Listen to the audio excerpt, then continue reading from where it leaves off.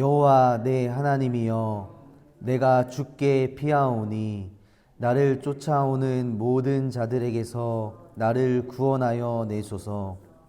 건져낼 자가 없으면 그들이 사자같이 나를 찢고 뜯을까 하나이다.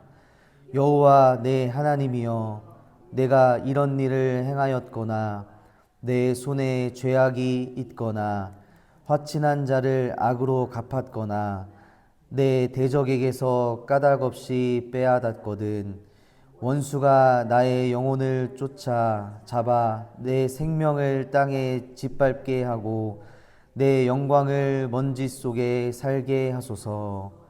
여호와여, 진노로 일어나사 내 대적들의 노를 막으시며 나를 위하여 깨소서. 주께서 심판을 명령하셨나이다. 민족들의 모임이 주를 들으게 하시고 그 위 높은 자리에 돌아오소서. 여호와께서 만민에게 심판을 행하시오니 여호와여, 나의 의와 나의 성실함을 따라 나를 심판하소서. 악인의 악을 끊고 의인을 세우소서. 의로우신 하나님이 사람의 마음과 양심을 감찰하시니이다. 나의 방패는 마음이 정직한 자를 구원하시는 하나님께 있도다. 하나님은 의로우신 재판장이시며 매일 분노하시는 하나님이시로다. 사람이 회개하지 아니하면 그가 그의 칼을 가시며 그의 활을 이미 당기어 예비하셨도다. 죽일 도구를 또한 예비하시며 그가 만든 화살은 불화살들이로다. 악인이 죄악을 낳으며 재앙을 베어 거짓을 낳았도다. 그가 웅덩이를 파 만들며 제가 만든 함정에 빠졌도다. 재앙은 자기 머리로 돌아가고 그의 포악은 자기 정수리에 내리리로다. 내가 여호와께 그의 의를 따라 감사하며 지존하신 여호와의 이름을 찬양하리로다. 아멘. 오늘 시편 7편의 말씀을 통해서 하나님의 말씀을 깨닫기를 원합니다. 오늘 이 시편 7편은 거짓 고소를 당한 사람의 기도라고 볼 수 있습니다.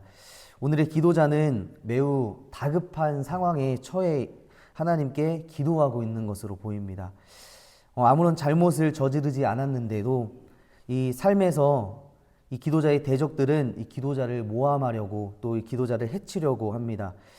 이런 상황에 기도자가 할 수 있는 것은 오늘 1절 말씀에 보시면 내 하나님이여, 내가 주께 피하오니 라는 고백이었습니다. 기도였습니다. 하나님께 피하는 것뿐이었습니다. 여기서 이 하나님께 피한다는 이 말은 하나님을 신뢰한다라는 말로도 볼 수 있습니다. 우리가 비가 올 때, 비가 많이 올 때 건물로 들어가는 것이 우리 비를 피하는 것이잖아요. 이 건물이 비로부터 우리를 보호해 줄 수 있다는 신뢰가 있기 때문에 우리는 비가 올 때 건물 안으로 들어가는 것입니다. 이처럼 우리도 이 세상을 살다 보면 나를 따라다니는 그런 압박감들로 인해서 좌절할 때가 너무나 많이 있습니다. 그럴 때 우리는 기도자가 그랬던 것처럼 하나님께 피해야 할 줄로 믿습니다. 하나님을 신뢰하고 바라봐야 할 줄로 믿습니다. 그리고 오늘 2절 말씀에 보면 하나님이 나를 구원하지 않으시면 나를 건져낼 자가 없고 그들이 사자같이 자신을 찢고 뜯을 것이라고 기도하고 있습니다. 이런 기도자의 감정, 이런 기도자의 기도는 우리들에게 더욱 실감나게 다가오는 삶의 압박감과 같습니다. 우리는 일주일 동안 이 일상생활을 하다 보면 마치 사자가 나를 찢어버리려고 달려들듯 우리가 빠르게 또 그렇게 긴박하게 우리의 일주일 동안 하나님을 생각하지 못하고 흘러가는 그런 삶을 살게 될 때가 많습니다. 그런데 문제는 그런 삶 자체가 아닙니다. 대부분의 사람들은 이런 압박감을 짊어지고 정신적으로 스트레스 받고 피폐한 삶을 살아가는데 오늘 이 시편 7편의 기도자는 그 모든 것을 하나님 앞에 내어놓는 것이 곧 하나님의 구원을 기다리는 것이라고 우리에게 알려주고 있습니다. 이 또한 이 기도자는 하나님 앞에서 자신의 무고함과 억울함을 내어놓고 모든 결정권을 하나님께 맡깁니다. 우리는 종종 삶에서 겪는 아주 사소한 일부터 시작해서 우리의 목숨이 오가는 큰 일까지 우리 스스로 그것을 해결하고 바꾸려고 합니다. 그렇지만 그렇게 할수록 우리는 일이 꼬여버리는 경우를 많이 당하게 되는 것 같습니다. 하지만 먼저 하나님 앞에 우리의 그 모든 것을 털어놓다 보면 우리가 잠시 생각하게 되고 또 다른 이들의 잘못과 더불어서 우리 자신을 돌아볼 수 있는 기회가 된다는 것입니다. 하지만 오늘 시편의 기도자는 그런 어려운 상황 가운데 하나님께 아무리 기도해도 세상이 바뀌지 않기에 하나님의 살아계심을 의심하기도 합니다. 분명 악인들이 심판을 받아야 하는 그런 상황인데 하나님은 침묵하시고 하나님은 숨어 계신다라는 것이죠. 그럴 때 우리는 좌절하고 낭망하고 마는 것입니다. 하지만 오늘 기도자의 모습은 금방이라도 악인들이 심판을 받지 않는다고 하여도 하나님이 분명 악인들을 심판하실 것이라고 그런 확신을 가지고 있습니다.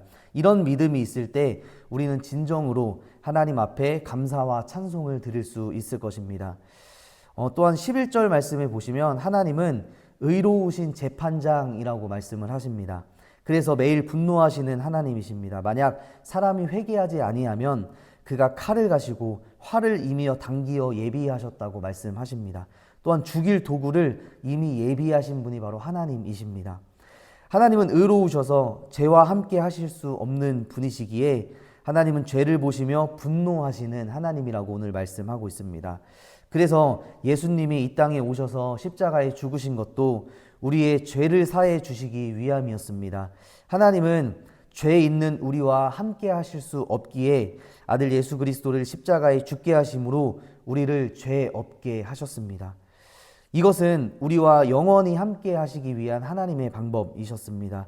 우리를 향한 복음이고 또 하나님의 사랑인 줄로 믿습니다.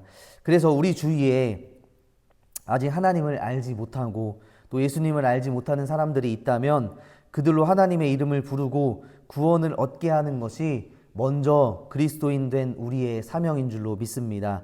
하나님 안에 피하여서 이 세상과 담을 쌓고 사는 것이 그리스도인의 삶이 아니라 하나님께 피하고 하나님을 신뢰하여서 그렇지 못한 사람들을 이 하나님의 품으로 인도하는 것이 그리스도인의 삶이 되어야 합니다.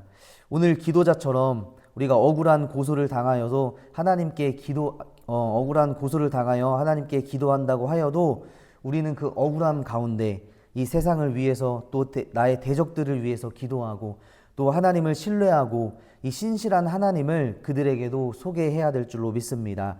그래서 오늘 하루도 혹시 여러분들을 힘들게 하시는 그런 사람들이 있다면, 대적들이 있다면 그 사람에게 먼저 다가가서 하나님의 향기 또 예수 그리스도의 향기를 품어내시는 그런 하루가 되기를 소망합니다.